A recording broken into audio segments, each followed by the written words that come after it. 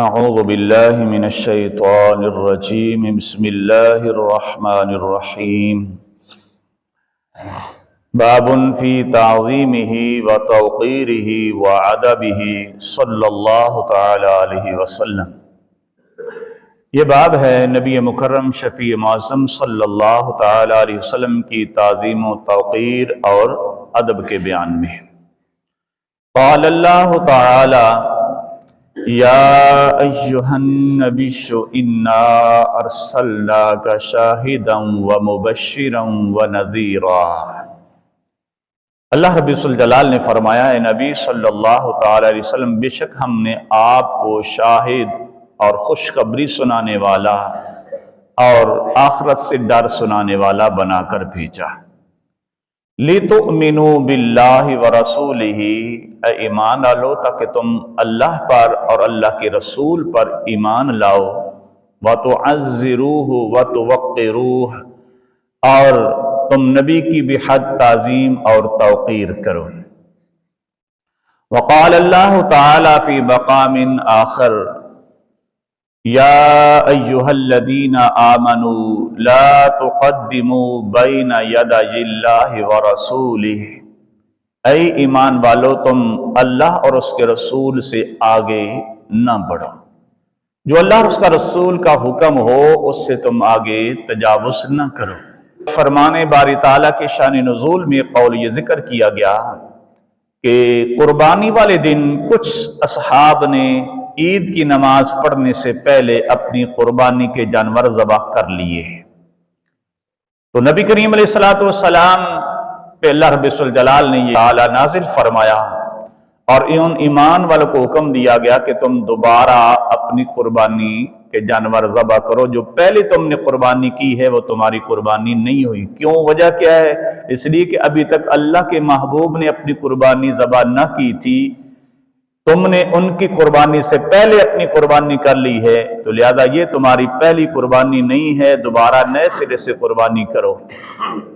اور ایمان والوں کو حکم دیا کہ اللہ اور اس کے رسول سے آگے نہ بڑھو۔ آگے دوسرے مقام پہ پھر ارشاد فرمایا لا ترفعوا اصواتکم فوق صوت النبی، تم اپنی آوازوں کو نبی صلی اللہ تعالی علیہ وسلم کی آواز پر اونچا نہ کرو۔ علماء نے اس کے دو محمل ذکر کیے ہیں۔ ایک محمل تو یہ ہے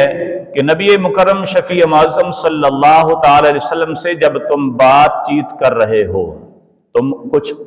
معروضات حضور کی بارگاہ میں پیش کر رہے ہو اور حضور آگے سے جواب بھی ارشاد فرما رہے ہوں، تو ایسی صورتحال میں تم اپنی آواز رب کے محبوب کی آواز سے اونچی نہ کرو۔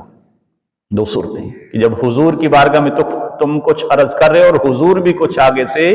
ارشاد فرما رہے ہو، تو اس وقت تم اپنی آواز حضور کی آواز سے اونچی نہ کرو۔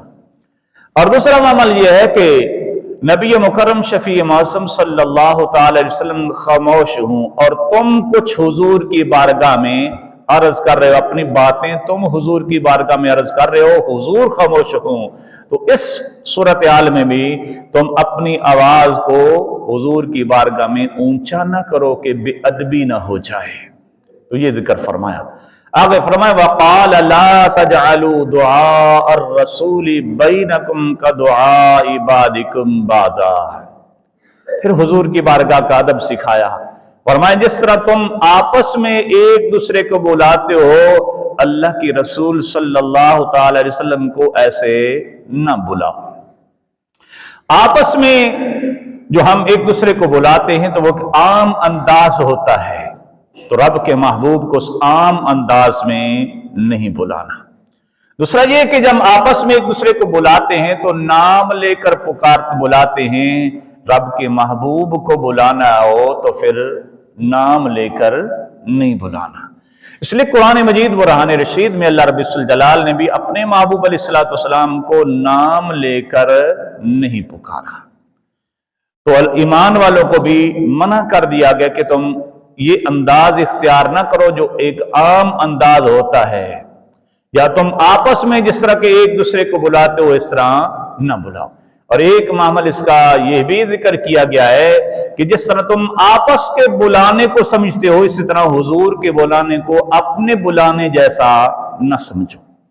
اس کی صورتحال یہ ہے کہ جس طرح کہ ہم آپس میں ایک دوسرے کو بلاتے ہیں، اگر کسی کو بلانے پہ کوئی نہ جائے گنہگار نہیں ٹھہرتا، لیکن نبی کریم علیہ السلام کے بلانے پہ کوئی نہ جائے تو گنہگار ہوگا۔ حضور کے بلانے پہ جانا فرض ہے، تو یہ فرمایا کہ تم حضور کے بلانے کو اپنے بلانے کی مثل نہ سمجھو، کہ ہم اگر کسی کو بلائیں کوئی نہ آئے تو گنہگار نہیں ہوتا، اس پہ فرض نہیں ہے ہمارے پاس آنا، تو تم اس انداز سے حضور کو نہ بلاؤ اور ان کے بلانے کو اپنے بلانے کی مثل نہ سمجھو۔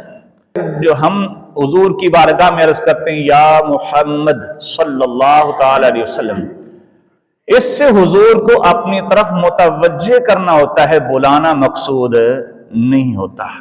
اور نبی کریم علیہ السلام کے اس اسم گرامی کے بھی دو پہلو ہیں، ایک ہے اس حضور علیہ السلام کا یہ اسم ہونا، حضور کا نام ہونا، اور ایک ہے یہی حضور کا وصف ہونا، کیونکہ محمد اسے کہتے ہیں جس کی بار بار تعریف کی جائے۔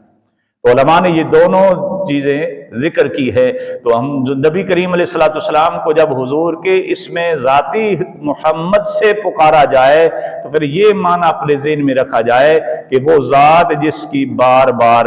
تعریف کی، حضور کے اسم مبارک کا معنی ذہن میں رکھ کر، لیکن افضل یہی ہے کہ حضور کو یا رسول اللہ، یا حبیب اللہ یہ کہہ کر پکارا جائے۔